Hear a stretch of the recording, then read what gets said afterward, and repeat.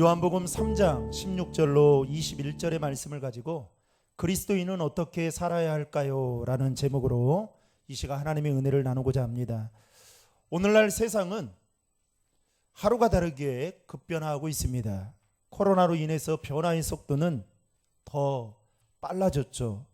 이로 인해서 우리가 감당해야 할 숙제도 더 많아졌고 어려워졌습니다. 하지만 급변하는 시대 속에서 반드시 우리가 지켜야 할 원칙이 있고 또 놓치지 말아야 할 기본 원리가 있습니다.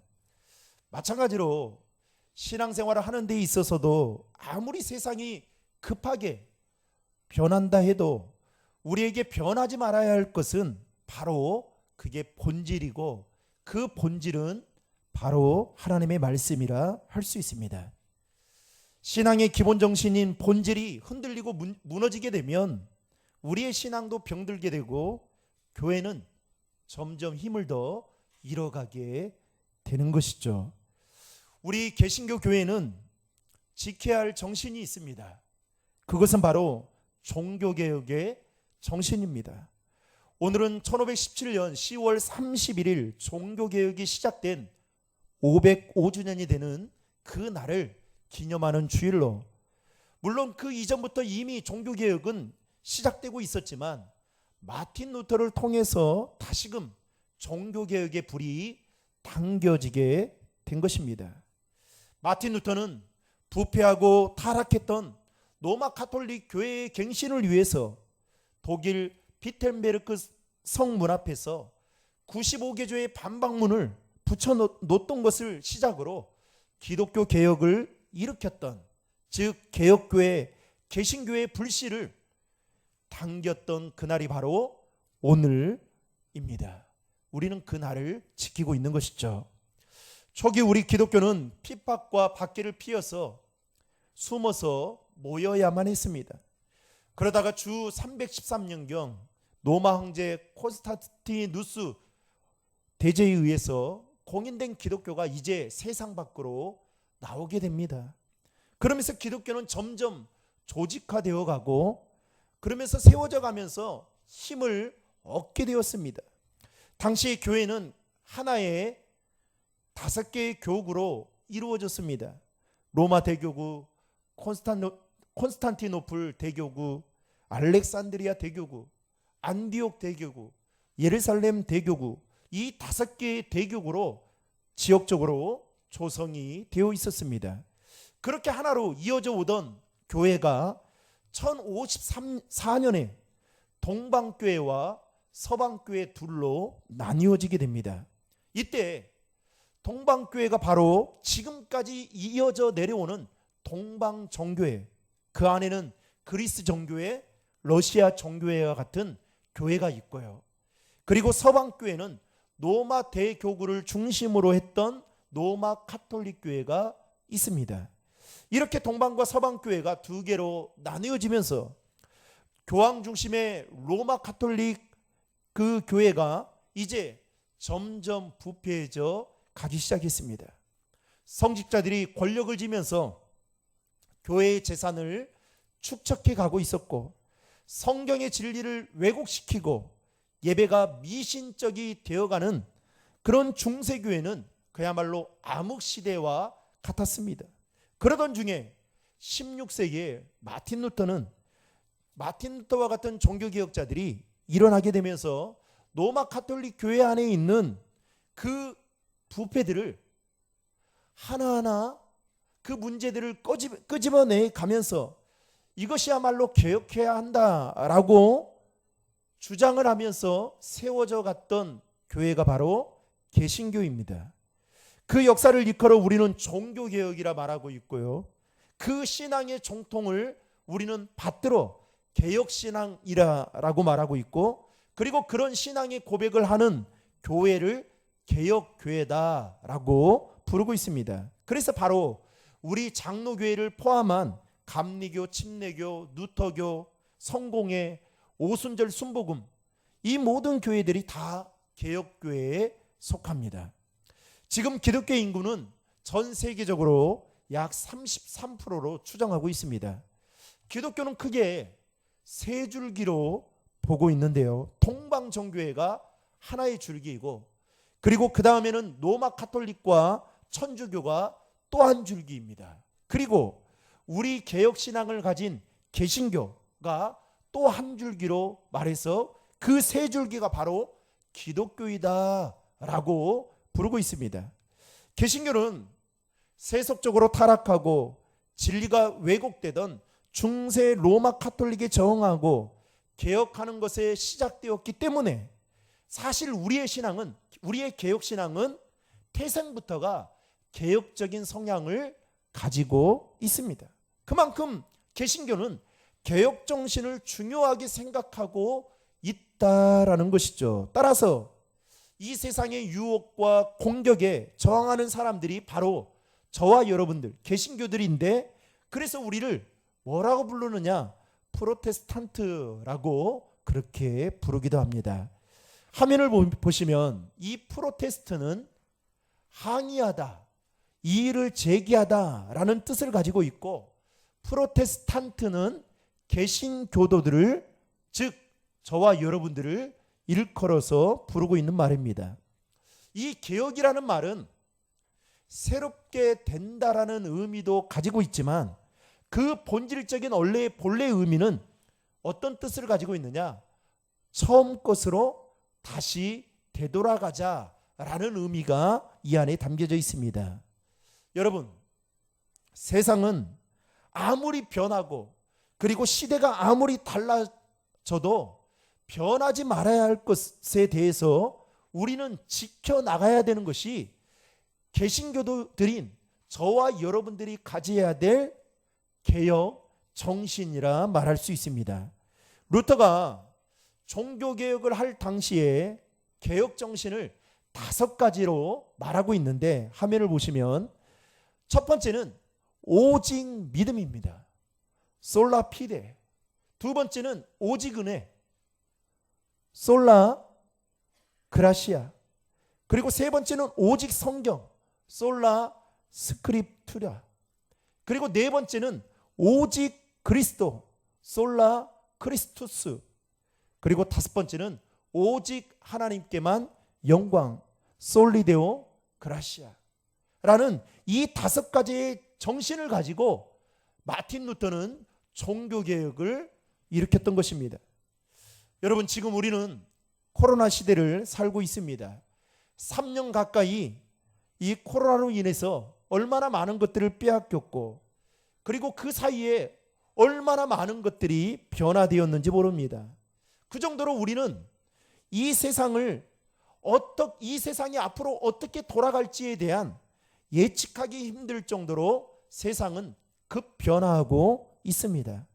중요한 것은 앞으로 다가오는 이 새로운 것들에 대해서 우리가 어떻게 살아야 할지 그 누구도 우리에게 명쾌한 답을 말해주고 있지 않다라는 것입니다. 포스트 코로나 이후의 시대에 우리는 어떻게 살아가야 할지에 대한 생각을 해볼 필요가 있습니다.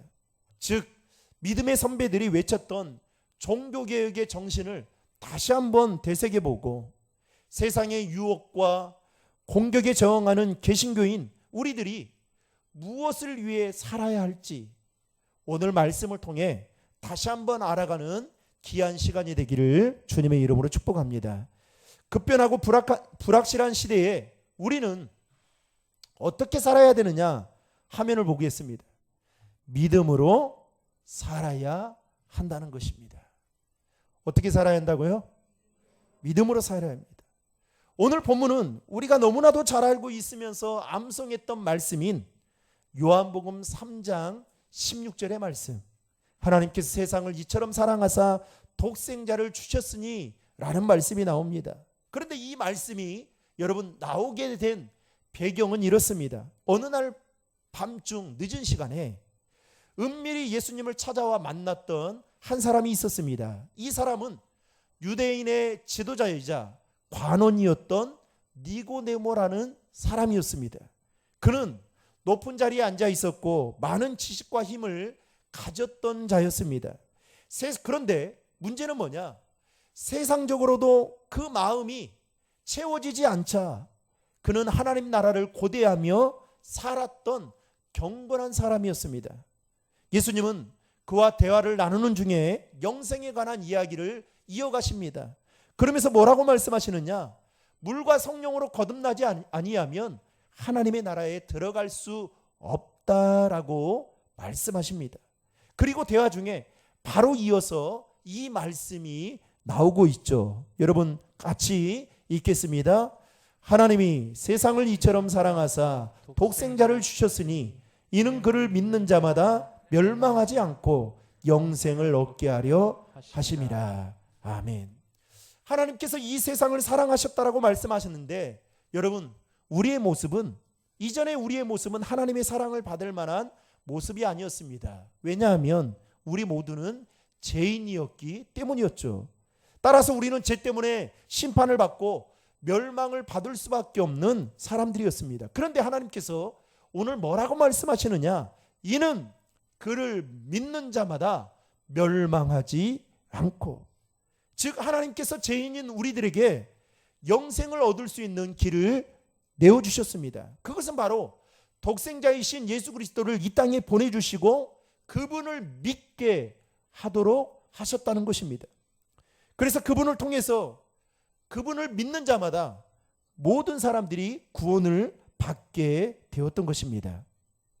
여러분 요한복음 3장 16절 말씀에 보면 가장 중요한 말씀이 뭐냐? 이는 저를 믿는 자마다입니다. 즉 이 말은 무슨 말이냐? 그 사람이 어떤 학교의 출신이고, 그 사람이 어떤 배경에서 자랐고, 그 사람이 얼마만큼의 소유를 가지고 있고, 그 사람이 지금 어떤 죄와 허물이 있든지 간에 중요한 것은 예수를 믿으면 그 믿음으로 멸망하지 않겠다라고 하나님은 우리에게 말씀하고 있다는 것입니다. 죄로 막혔던 그 구원의 길이 믿음으로 말미암아 열리게 되었다는 것입니다. 루터는 그 말씀을, 노마서의 말씀을 연구하고 읽는 중에 믿음 있는 자의 삶이 무엇인지를 깨닫게 됩니다. 아니, 내가 믿음을 가졌다라고 한다면 어떠한 삶을 살아야 되는지를 노마서의 말씀을 깨닫게 되는데, 노마서 1장 17절의 말씀이 바로 마틴 루터가 깨달았던 말씀입니다. 같이 읽겠습니다. 복음에는 하나님의 의가 나타나서 믿음으로 믿음에 이르게 하나니 기록된 바 오직 의인은 믿음으로 말미암아 살리라 함과 같으니라. 아멘. 오직 의인은 뭘로 산다고요? 믿음으로 사는 거예요. 여러분, 주님은 우리에게 믿음으로만 구원을 받을 수 있고, 그리고 믿음으로만 살아야 한다라고 성경을 통해서 우리에게 말씀하고 있습니다. 여러분, 문화로 사는 거 아니에요. 문화 좀 모르면, 문화에 조금 뒤처지면 바보라는 소리를 듣지만, 여러분 그걸 통해서 구원받을 수 있습니까? 없어요, 여러분. 왜 예수 믿는 사람들이, 제가 듣기로는 교회 안에 그 어린이집도 이 할로윈데이, 이 축제에 아무렇게 생각하지 않고 다 받아들여서 행사를 한다는 거예요. 심지어 학교에서조차도요. 정말 심각합니다, 여러분. 이러한 때에 우리가, 여러분, 더 믿음으로 살아내야 돼요. 믿음으로 사는 것이 여러분 정말 우리 그리스도인들의 삶의 사명이다라는 것을 여러분 보여줘야 돼요. 이 말을 뒤집어 보면 이런 겁니다. 코로나와 같은 이 시대를 이겨나가는 것 또한 믿음밖에 없다라는 거예요. 그런데 우리는 과연 우리의 건강과 안전을 지키려고 애쓰면서도 여러분의 믿음을 지키려고 하는 일에는 어떤 수고를 했는지 돌아볼 필요가 있다라는 겁니다. 물론 믿음은 내가 믿겠다고 해서 믿는 것이 아니죠. 성령 하나님께서 우리에게 믿음을 주셔야 믿을 수 있는 것입니다.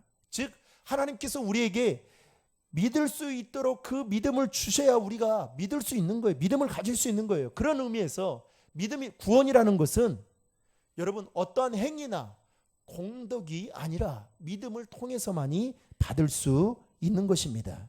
사랑하는 성도 여러분, 믿음을 통해서 구원받는 우리가 신앙생활하는 데 있어서 지켜야 할 것은 우리에게 예수를 믿는 믿음을 주시고 우리의 믿음을 더 굳건하게 하시고 그 믿음을 자라게 하셔서 우리의 삶의 자리에서 그 믿음으로 풍성한 열매를 맺도록 인도해 주시는 하나님의 선하신 손길에 믿음으로 우리의 삶을 맡겨야 돼요.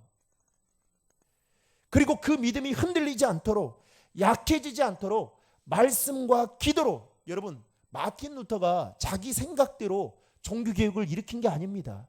로마서의 말씀을 읽다가 그 말씀을 모토로 삼고 종교개혁의 기수로 삼고 그 말씀의 근거에서 종교개혁을 일으켰던 거예요. 따라서 여러분 종교개혁의 정신은 그 말씀 안에 있는 것입니다. 그 말씀을 기초로 우리의 믿음을 얹혀서 삶의 자리로 나아가게 되면 여러분 우리의 삶의 자리가 바뀌지 않겠습니까? 우리를 통해서 예수 믿지 않는 사람들이 예수님을 바라볼 수 있는 거 아니겠어요? 그런데 왜 세상 문화에 이렇게 따라가냐는 거예요. 우리 청년들은 그런 청년들이 없을 거라고 생각해요. 모든 것이 불확실하며 믿고 의지할 것이 없고 심지어는 급변해 가고 있는 이 시대에 우리가 무엇을 믿고 무엇을 믿어야 하냐라는 겁니다. 여러분 오늘 본문 19절의 말씀을 마지막으로 읽겠습니다. 그 정죄는 이것이니 곧 빛이 세상에 왔으되 사람들이 자기의 행위가 악함으로 빛보다 어둠을 더 사랑한 것이니라. 아멘.